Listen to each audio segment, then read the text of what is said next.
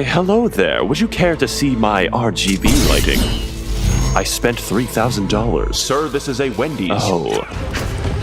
I'll just have to give you a demonstration then.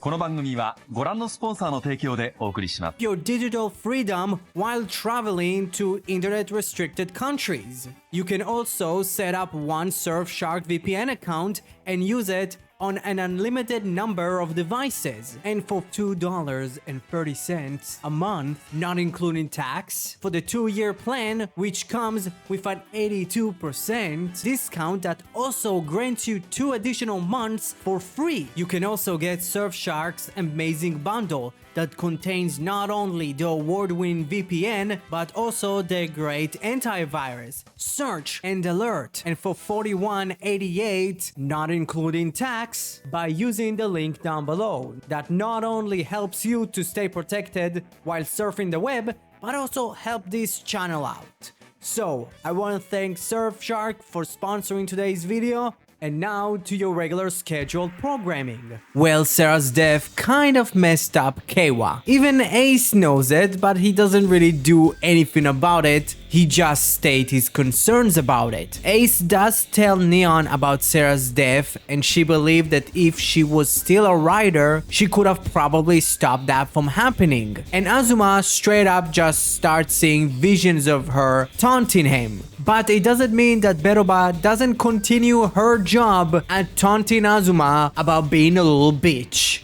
I really liked how the show did feature each and every character's reaction to Sarah's death. We get to really see how Keiwa got impacted from Sarah's death. We see their apartment being messy and having him say to Kekera that world peace doesn't matter if Sarah doesn't live in that world was genuinely interesting, alongside with Kekera's views on this entire situation, telling Keiwa that he is kind of a hypocrite. He wants to save the world and have world peace, but he wants his sister too. Again, he is very much playing on this parasocial fan mentality of believing that he knows Keiwa better than anyone else. And I really like the way that Kekera is like, oh my god, you're a Kamen Rider, you're supposed to like rise up from despair, you're supposed to be, you know, a hero that shines from the darkness. Again, he's trying to build his perfect Kamen Rider, which is kind of funny because he didn't.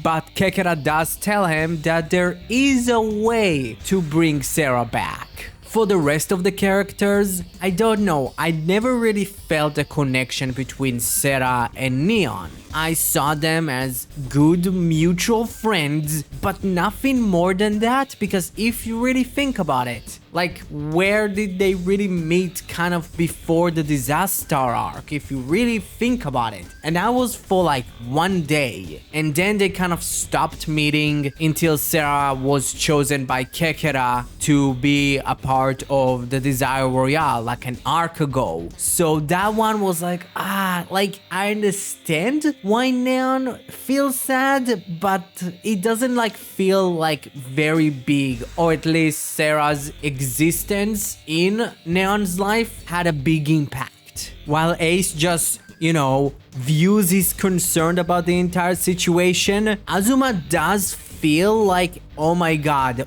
what did I do? And he's just trying to cover it up with, okay, this is what we need to do. If they go to stage 2, we just need to kill them because there is nothing more that we can do. He's almost going insane because he doesn't know anymore what to do, which is a better character development that he got in a long time. So like, cowboy fans or Azuma fans, however you want to call him, you're getting at least something with Azuma. At the same time, Win and Ace are fighting Jito. Keiwa comes in to take Tsurumi to safety, quote unquote, and by that, pretty much taking her to a weird little back alley where he plays with her emotions about being sad that he couldn't protect his sister and being powerless. So he begs from her to give him powers, and she does that. And after that, we don't see her again in this episode. Now to the interesting and strange part at the same time, because we did get to see Keiwa getting his final form in the last episode, but he didn't got it in the last episode. So like, why was like the weird snippet of the new form for Keiwa was in the last episode?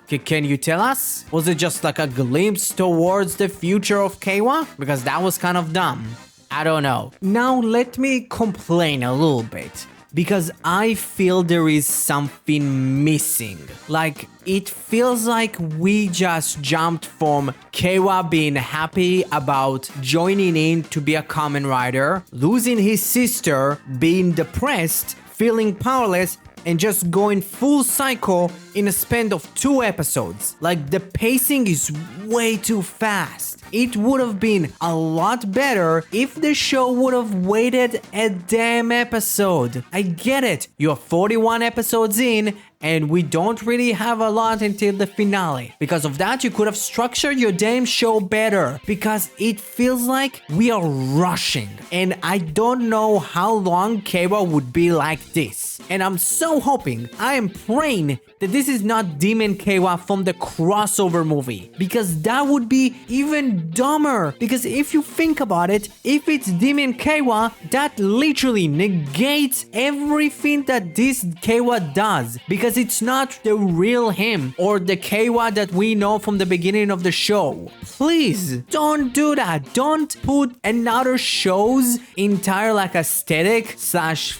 theme or gimmick in your own show, please. Please don't do that. But I don't know, it's just like I wish the show could have just waited an episode before making Keiwa this power-hungry anti-villain character. And again, I'm still saying that all of my complaints are coming from a place of love and not hate. I still believe that all of it could have been slightly better than what the show is doing right now. After Azuma committed more murders, Keiwa shows up and presents him his brand new toy, and he transforms to Kamen Rider Tycoon Shogun. No, it's Butt and Sword. No. It's Bujin Sword. I'm sorry. And Keiwa breaks the cardinal rule in Toku, and that is never attack someone mid-transformation. But it doesn't really matter, because Keiwa whoop everyone's favorite Kamen's ass, like his Jetstream Sam, even changing the damn effects of the show, making it look like a Street Fighter 4 Super, until he get that deep penetration. I hope he brought some lube. Well, in this episode we got the full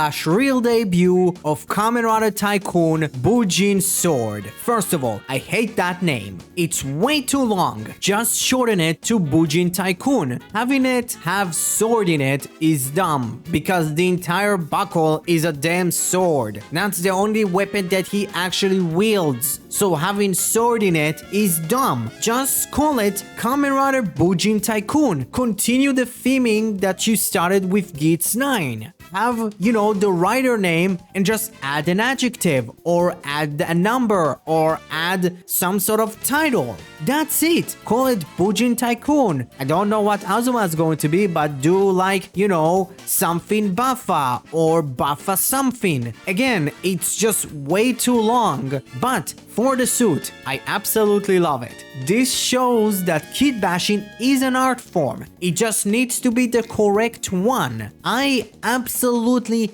love the armor. Me seeing this armor right now makes me like really want an SH figure art of it. Please, like, it's really cool looking. I really like the color combination. But there is one thing that I hate, and that is the cape. I think the cape looks dumb. There is an edit that someone made that actually took the cape off, and it looks 1000% better. Can you please do that? And also, it's kind of funny that Bujin Tycoon did take Horobi's sword. He's using it better than Horobi ever used it in 01. He actually used the blade part. I don't know, I just kind of found it hilarious to really think about it.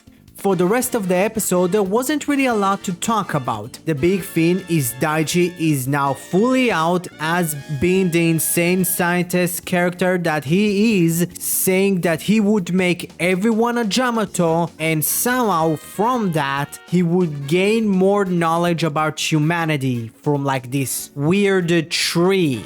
Neon did get to meet Kosei in prison because it is a Yuya Takahashi show, so there needs to be someone meeting another character in prison, but they didn't really talk a lot about things that are new. It's a lot of retreads of things that Kosei already talked about with Kyun, so it's like, oh, it's the same thing just with the perspective of Neon. How much again, Neon and Kosei's actors did an amazing job, specifically Kosei, looking like this disheveled man that lost everything. There was this thing with Tsurumi picking to stay with Ace, but there was something that I found to be kind of interesting, with Jito telling Ace that his world is on borrowed time, and if someone would have a stronger desire than him, this world would no longer be Ace's, very much pointing at Keiwa being that person. That's pretty much it for the episode.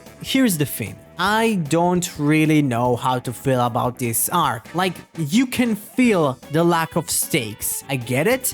I understand. This entire arc is about Ace creating a world where everybody is supposed to be happy, but people are dying left and right. But here's the thing, this is not something that you would do in the final arc. You know how it feels like? You know how this arc feels like? It feels like the last 4 episodes of Revise, but if they stretched it out to 10 episodes. Straight up. It feels like there is no build up to an actual ending. Like for Revise, there was an ending, not only with the Igarashi beating GIF, but also like Vice disappearing. Like there was at least some sort of a build up. Here it's like, oh, there was a build up and then it's died down. Build up, die down, build up, die down. Now there is no build up. And here's the thing, I don't hate the characters, but I do dislike the story that they are involved in. We are almost 8 episodes away from the finale, and it's like yo, there is so many characters that Shuya need to juggle. You have Ace, you have Azuma, you have Keiwa, you have Neon, you have Kekera, you have Beroba, you have Jito, Tsurumi, you have Kyun, you have Kosei. Like, there is rumors about Seeker, a character from the crossover movie. They had less than 6 paragraphs. Why should I care? Here is the thing. It's almost like this show doesn't want to commit to a season finale. Like, I don't know. So here's the thing. I am fine with a lot of the character developments. I think that, yeah, some of them need some time in the oven. Some of them